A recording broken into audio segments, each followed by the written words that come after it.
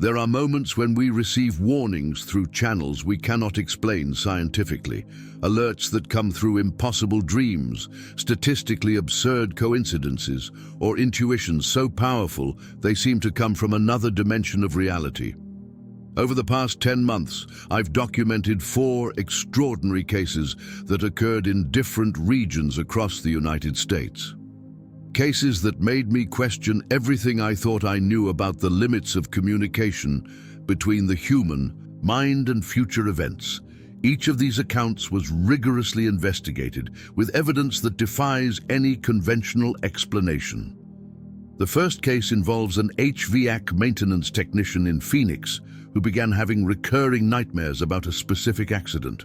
The second, a birthday party planner in Portland who had detailed visions about a tragedy during a celebration. The third, a retiree from Miami who dreamed of a catastrophic hurricane 3 weeks before it struck. And the fourth, a factory worker in Detroit who received warnings through a sequence of impossible coincidences. As an investigator, I've always sought rational explanations for seemingly inexplicable phenomena. But what I discovered in these 4 cases transcends any scientific skepticism I might have had. I'm not here to prove the existence of the supernatural, only to share verified accounts that might make you reflect on human capabilities we're still discovering. Each story I'm about to tell was lived by ordinary people in everyday situations who suddenly found themselves receiving impossible information about events that hadn't yet happened. Information that saved not only their own lives, but the lives of hundreds of other people. After investigating these cases, you'll never again ignore a strange warning. Prepare yourselves for 4 accounts that will expand your understanding of the mysterious ways through which the universe can communicate imminent dangers to us. I'll now tell you the first case related to an elevator. This is how it happened, in the exact words of the person who lived this experience. My name is Michael Thompson. I'm 38 years old, and I've worked as a specialized elevator maintenance technician in Phoenix for 14 years. I primarily service commercial and residential buildings in the downtown area.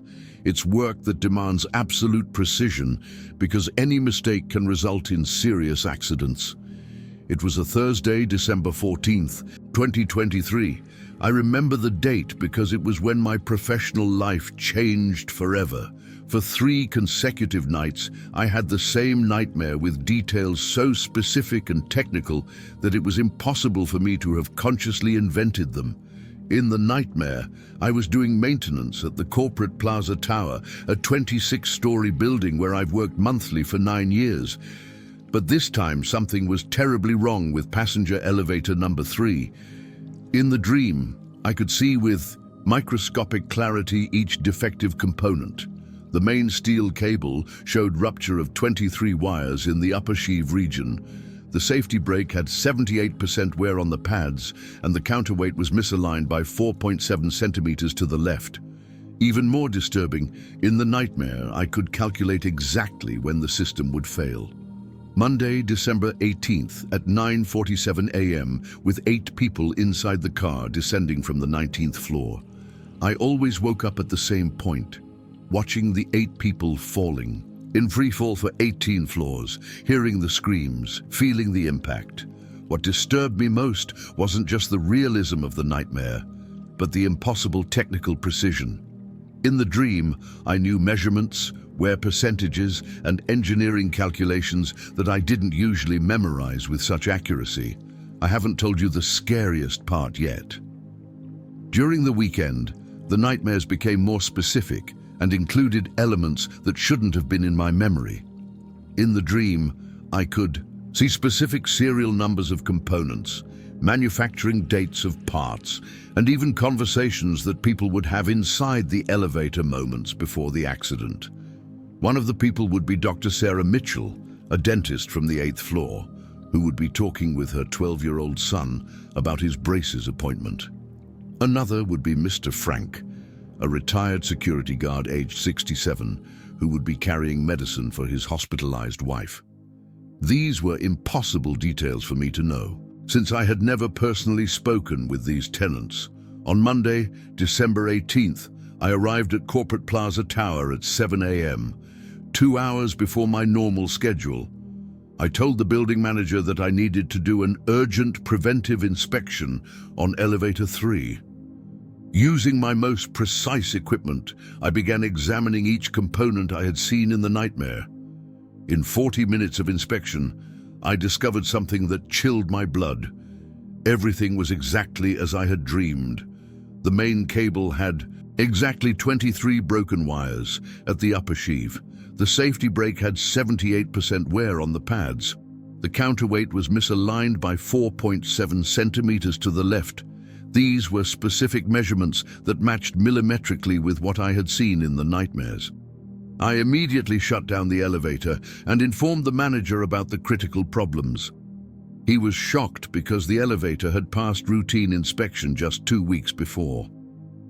Michael, how did you discover these specific problems? Our last report said everything was normal. I couldn't tell him about the nightmares. I focused only on the technical data I had collected. At 9:30 a.m., I began emergency repairs. At 9:47 a.m., exactly the time I had dreamed of the accident, Dr. Mitchell arrived at the lobby with her son to use Elevator 3. "Darn, just today when I was running late for Peter's appointment," she said, looking at the out-of-service elevator. It was exactly the conversation I had heard in the nightmare. Her son, Peter, really did have new braces. Minutes later, Mr. Frank appeared, carrying a bag of medicine. "I need to get to the hospital quickly for my wife," he muttered. Drop a comment. Would you believe in nightmares with impossible technical details? When I finished the repairs on Tuesday, I discovered that the elevator really would have failed catastrophically. The technical report showed that the system was only 6 hours away from total collapse when I shut it down. If the 8 people had entered the elevator at 9:47 a.m. on Monday, they would have plummeted 18 floors in free fall. The probability of survival would have been practically zero. But what still impresses me today isn't having prevented the tragedy. It's how my mind was able to access specific technical information during sleep that my conscious mind couldn't have processed. Dr. Robert Hayes, the engineer responsible for the final report, came to me to understand how I had identified such specific problems. "Michael, your measurements were too precise to be routine inspection. Did you use some special equipment?" I told him about the technical nightmares, about the impossible details, about the conversations I heard before they happened. He was thoughtful for a long time. "There's a theory in neuroscience about oniric processing of technical information," he said. "The idea that experienced professionals can solve complex problems during sleep, accessing knowledge that isn't consciously available." Maybe. But how do you explain that I dreamed about specific conversations with people I would only meet 2 days later? Since that experience, I've developed a different relationship with my work. When I have technical nightmares about specific equipment, I always investigate the next day, no matter how absurd it might seem. I've already prevented 2 more accidents using this methodology. In both cases, detailed nightmares led me to discover problems that routine inspections hadn't detected. I learned that our mind can access technical information during sleep in ways we still don't understand, and that sometimes a detailed nightmare can be the most precise map to avoid a real tragedy. Today, when other technicians tell me about strange dreams with equipment, I always listen carefully, because sometimes a nightmare that seems impossible can be the most effective way for our subconscious to alert us about imminent dangers. While listening to Michael's account, I couldn't stop thinking, how does our mind manage to process such complex technical information during sleep? But if you found impressive a nightmare that saved lives, the second case I investigated involved something even more touching. The second case involving a children's party was even more impressive because it wasn't just about saving adult lives, but protecting innocent children through visions impossible to explain. My name is Jessica Martinez. I'm 34 years old, and I've worked as a children's party planner in Portland for 9 years. My company, Dreams and Smiles, has organized over 800 parties, always prioritizing the safety and joy of children. I thought I knew all the possible risks of my job. That completely changed on the morning of January 22nd, 2024. What happened to me wasn't a detailed technical nightmare. It was something much more disturbing. For 3 consecutive days, I had waking visions about a specific tragedy during a party I was organizing. It all started when I was planning the 8th birthday party for Emma, daughter of Dr. Richard Carter, scheduled for Saturday, January 27th. It was a big party, with 45 children confirmed, at the community center of Riverside Gardens Apartments. On Monday morning, while reviewing the decoration details, I had my first vision. It wasn't a dream. I was completely awake, drinking coffee, when suddenly I saw something that terrified me. I saw the party room in total panic. Children screaming, desperate parents, thick smoke filling the entire space. I saw tables and chairs catching fire, and little Emma, dressed as a pink princess, crying lost in the middle of the chaos. The vision lasted only 30 seconds, but it was so real that I dropped my coffee cup on the floor. My heart was racing, as if I had actually witnessed that tragedy. Throughout the week, the visions became more frequent and specific. Always the same scenario: fire, panic, children in danger, and always with details impossible for me to predict. I haven't told you the scariest part yet. On Wednesday, the visions included technical information I shouldn't have known.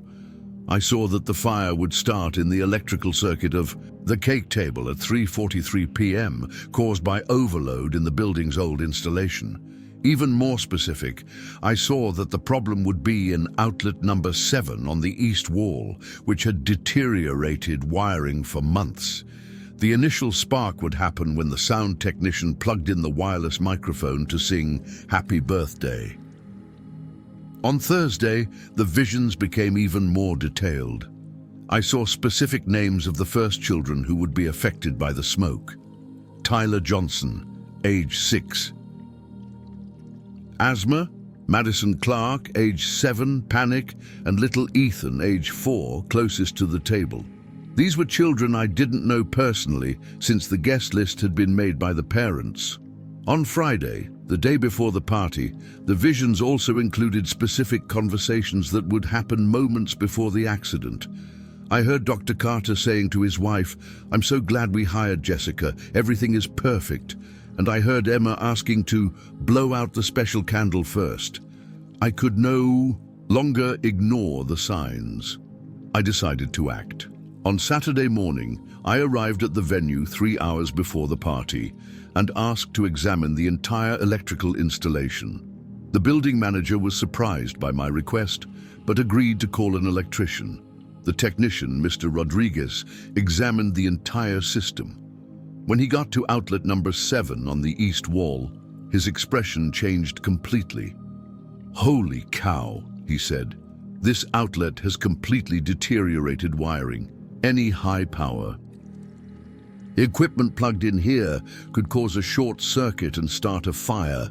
It was exactly the outlet I had seen in the visions. We immediately replaced all the problematic wiring and installed extra circuit breakers to prevent overload. The work delayed the start of the party by 2 hours, but it was crucial.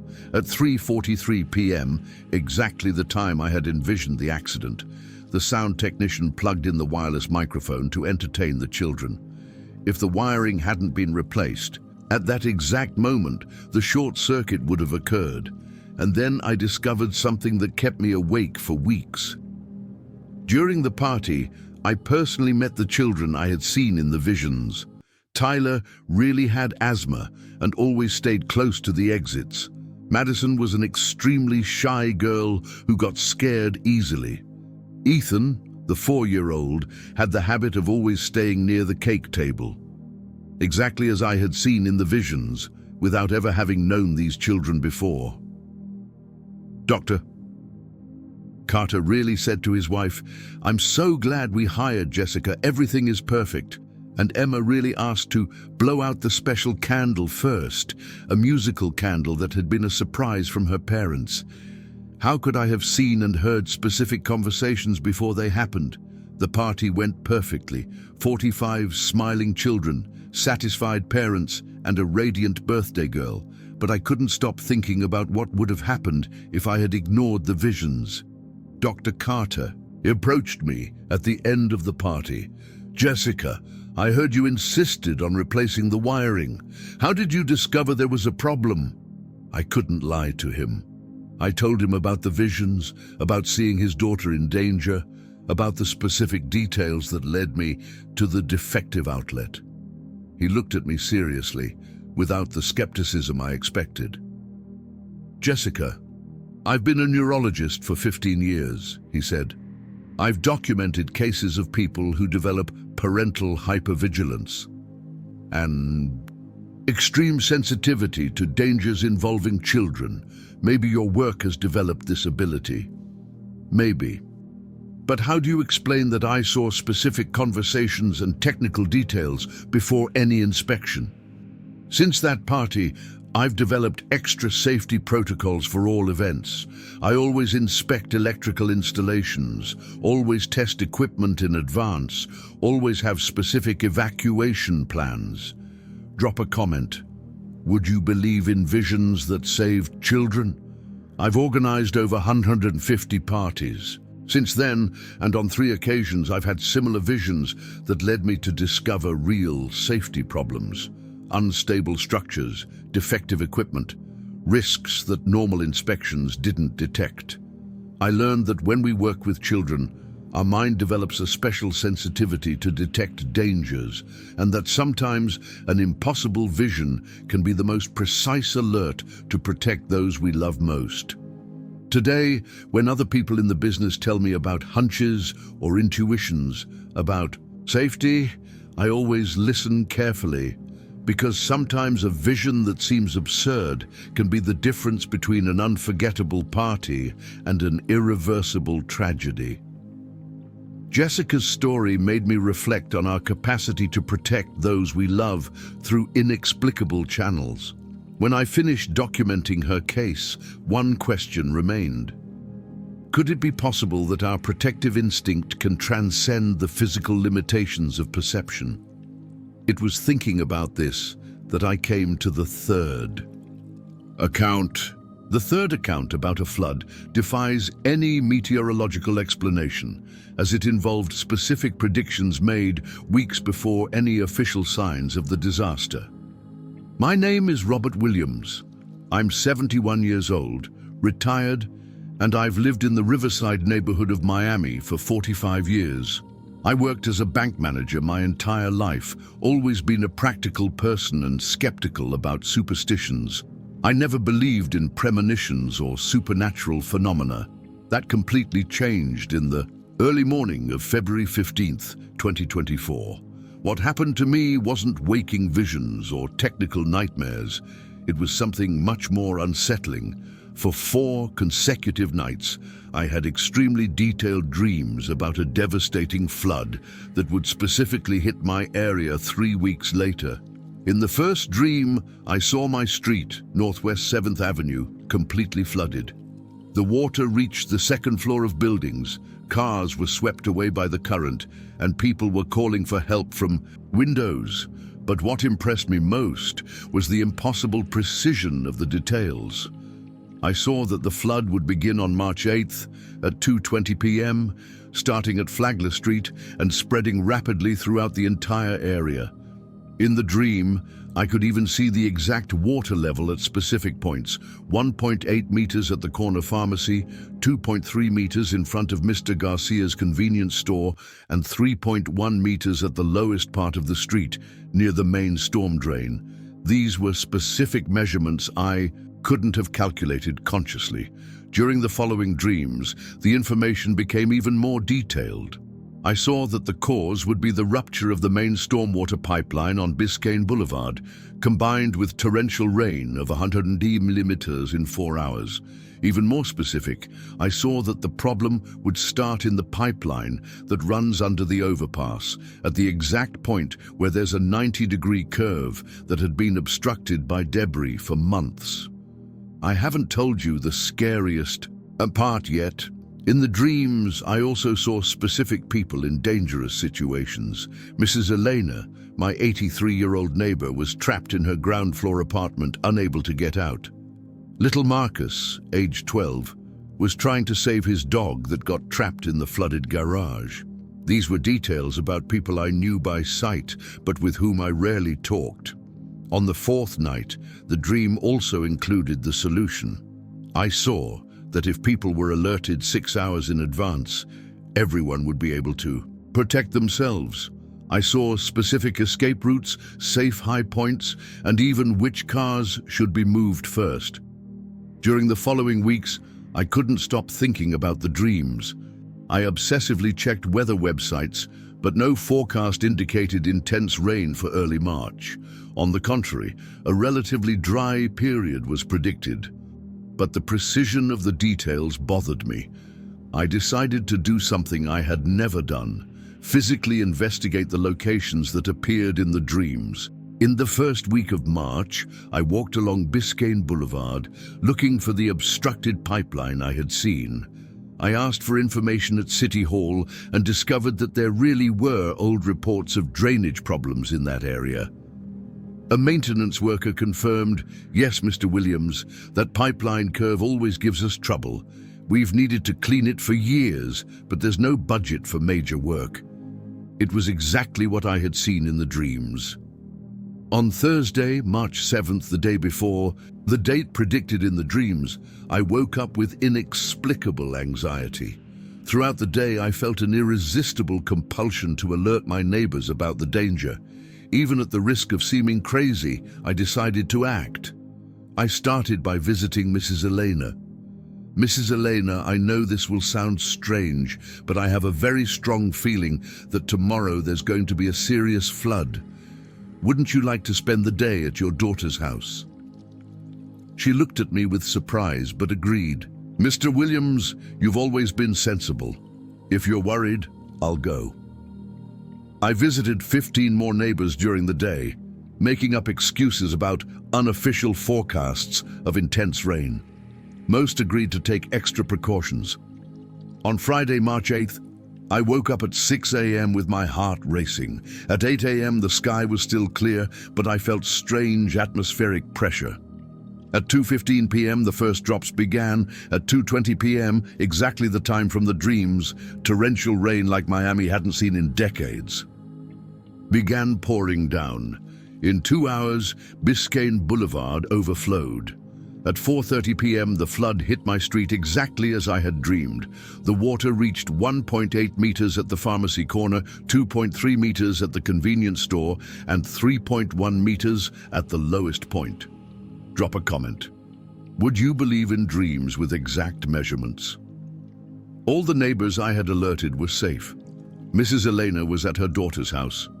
Marcus was with his grandparents in a high area. The cars had been removed from the garages. But what still impresses me today isn't having prevented material losses. It's the mathematical precision of the dreams. When the firefighters measured the water levels, they confirmed exactly the measurements I had seen. 1.8 min, 2.3 mi, and 3.1 mi at the specific points.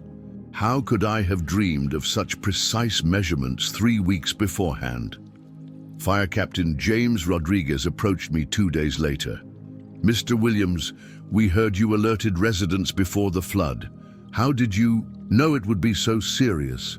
I told him about the detailed dreams, about the specific measurements, about seeing people in dangerous situations before the rain began. He was impressed. "Sir, in 20 years with the fire department, I've seen many cases of people who sense natural disasters. Animals do this naturally. Maybe humans also have this ability. Since that experience, I've developed special attention to my dreams, especially when they're very specific about places and situations. They haven't become frequent, but when they happen, I always investigate. 2 months later, I dreamed about a landslide in Coral Gables. I alerted the authorities, who conducted a preventive inspection and discovered real terrain instability. The area was evacuated before the landslide occurred. I learned that our mind can process environmental information in ways we still don't fully understand. Subtle changes in atmospheric pressure, imperceptible variations in humidity. Signs we consciously ignore. Today, when other people tell me about strange dreams involving natural disasters, I always listen carefully, because sometimes a detailed dream can be the most precise warning system we can have. And I learned that age and experience can make our mind more sensitive to these natural signals. Maybe that's the wisdom that comes with years, learning to listen to what the world is trying to tell us. After hearing Robert's story, I began questioning our connection with the forces of nature. How is it possible to dream of exact measurements of climatic phenomena? Could it be that decades of life in one place make us sensitive to imperceptible environmental changes? It was this question that led me to the last case of this investigation, and I confess that this was the account that most shook my convictions. But it was the fourth case involving a factory that broke all my convictions as an investigator. This account presents a combination of elements so impossible to explain that to this day I question the limits of what we consider reality. My name is David Martinez. I'm 44 years old, and I work as a machine operator at Detroit Steelworks in Detroit for 18 years. It's a large factory with over 300 employees that produces automotive parts 24 hours a day. My job is to operate the hydraulic presses on line 3, equipment that requires total attention because any mistake can be fatal. It was a Monday, March 4th, 2024. What happened to me during that week wasn't a dream, vision, or premonition. It was something much more complex, an impossible combination of coincidences, repetitive numbers, and situations that defied any statistical probability. It all started when I arrived at work and discovered that my time card had been switched to number 17. I've worked for 18 years with number 847, but the system showed I was employee 17. The HR people said it was a temporary error that would be corrected. Throughout that Monday, the number 17 appeared in impossible places. My production for the day was exactly 170 pieces. The elevator stopped by itself on the 17th floor, even though the factory only has 12 floors. I received 17 calls on the internal radio. Even the coffee from the machine cost $1.70. On Tuesday, it was the numbers 22, 45, and 17 together. At 5:22 p.m., the machine showed error code 2245. The room temperature was recorded as 72.45 degrees. My meal card was debited 22.45, a value that had never appeared before. But I haven't told you the scariest part yet. On Wednesday, the coincidences intensified in a disturbing way. But now they weren't just numbers. They were situations specifically related to the safety of boiler number 3 and the factory's steam system.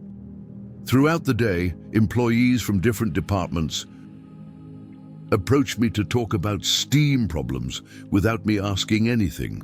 Mark, from electrical maintenance, said, "David, you understand pressure systems? Have you noticed a strange noise coming from boiler 3? Sarah, from administration, commented, "I dreamed there was steam coming out everywhere here at the factory." Joe, the forklift driver, said, "My wife said she had a nightmare about an explosion at our company." 7 different people at different times, all talking to me about steam, boilers and explosions. The statistical probability of this happening naturally is practically zero. On Thursday, the coincidences became even more specific. I found a piece of paper on the floor with the numbers 22, 45 to 17 written by hand. Nobody knew where it came from. The factory radio played the same song 17 times during my shift due to programming malfunction. And the most impossible, during lunch, 5 different colleagues told me they had dreamed of an explosion at the Yi Tadu, a factory, on the same night. They all described similar details: steam, deafening noise, and evacuation at 10:45 p.m. Drop a comment. Would you believe in statistically impossible coincidences? On Friday, the day before the weekend, I felt an irresistible compulsion to check boiler number 3. I asked the supervisor for permission to do a visual inspection during my break. Using a flashlight, I examined the entire steam system. On the pressure gauge, I discovered something that chilled my blood. The needle was oscillating dangerously close to the red zone, indicating excessive pressure. More worrying, I heard a low, continuous sound coming from the pipes, like an almost imperceptible whistle. It was exactly the strange noise that Mark had mentioned. I immediately reported to the safety engineer, Dr. Robert Miller. He was surprised because the boiler had undergone maintenance the week before. David, let's do a complete inspection. If there are pressure problems, we need to solve them immediately. The technical team arrived in 30 minutes. Using specialized equipment, they discovered that the relief valve had been defective for days, causing dangerous pressure buildup. The system was just hours away from reaching critical levels. If we hadn't detected this now, said Dr. Miller, on Monday we would have had a steam explosion in the first hours of operation. It was Monday, March 11th. The morning shift started at 6 a.m. Later simulations showed that the explosion would have happened at 10:45 p.m., exactly the time my colleagues had dreamed about. And then I discovered something that kept me awake for months. When Dr. Miller showed me the technical report, the final numbers left me in shock. The valve was operating at 17% above maximum capacity. The defect had been caused by wear of a part manufactured on 22/45, April 22, 2005. And the valve's serial code was exactly 224517. These were the same numbers that had appeared obsessively throughout the week. The most impossible part, when they checked the maintenance records, they discovered that the last boiler inspection had been done on 0217, and the responsible technician had noted normal pressure at 10:45 p.m. How could I have received specific technical information through a sequence of impossible coincidences? In the following days, I discovered that other employees had also reported strange signs during that week. Operators who felt bad vibes near the boiler, supervisors who had hunches about safety problems. Dr. Miller created a special protocol. Whenever employees report sequences of coincidences or collective premonitions about safety, we do immediate inspections. David, in 15 years of industrial engineering, I've learned that experienced workers develop sensitivities that our instruments sometimes don't capture, he said. Impossible coincidences might be signals we don't yet know how to decode. Since that week, I pay attention to strange number patterns, repetitive coincidences, and especially situations where multiple colleagues report similar premonitions. I've already helped identify 2 more safety problems using this methodology. In both cases, sequences of impossible coincidences led me to discover failures that could have caused serious accidents. I learned that factories where hundreds of people work together can develop a kind of collective consciousness about dangers. And that when multiple minds converge on the same alert, it's worth investigating. Today, when other workers tell me about strange coincidences or repetitive numbers at work, I always listen carefully, because sometimes an impossible sequence of coincidences can be the most precise way to receive alerts about dangers we don't yet understand. And I learned that working with machines for decades creates an almost telepathic connection with the equipment. Our unconscious mind processes subtle signals, vibrations, sounds, temperatures that we consciously ignore. After investigating these 4 extraordinary cases, the elevator technician from Phoenix, the party planner from Portland, the retiree from Miami, and the factory worker from Detroit, I found patterns that transcend any conventional scientific explanation. But what disturbed me most was discovering, at the end of this investigation, that I wasn't the only one documenting these experiences. I found records of 4 other investigators who independently reached similar people with parallel accounts using identical research methods. It was as if these stories were being documented simultaneously by multiple sources without communication between them. The pattern that emerged is fascinating. All were experienced professionals in their areas, practical people who had never had paranormal experiences before, but each received alerts through completely unique channels. 4 distinct ways our mind accesses information about future dangers. 4 different channels through which warnings can arrive when we least expect them. As an investigator, I sought rational explanations. Subliminal processing developed professional sensitivity, intuition based on experience. But the precision of technical details and the variety of reception methods suggests something beyond what we currently understand. Maybe our mind is capable of detecting patterns in data we process unconsciously. Maybe decades of professional experience create sensitivities that transcend the conventional 5 senses. Maybe there's a form of communication between human mind and environment that we're still discovering. What I know for certain is that I witnessed documented evidence of human capabilities that saved hundreds of lives, and that trusting these alerts, whether they come through dreams, visions, coincidences, or intuitions, can literally be the difference between life and death. Each of these 4 cases taught me something different about the channels through which warnings can arrive, and all made me question how many signals do we ignore daily by considering them impossible. Tell me in the comments which of the 4 cases impacted you most. Have you ever had any experience with technical nightmares, protective visions, premonitory dreams, or impossible coincidences? What type of warning do you think would be hardest to ignore?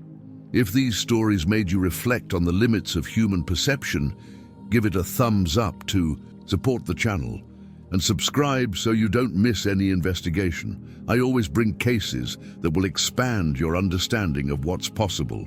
Share this video with someone who needs to stop ignoring their own internal signals, because after hearing these 4 accounts, one thing is certain. Our mind possesses protection resources much more sophisticated than we imagine. And remember, pay attention to your warnings. Whether they're detailed nightmares, protective visions, dreams, with precise measurements or impossible coincidences, they might be trying to save many more lives than just your own.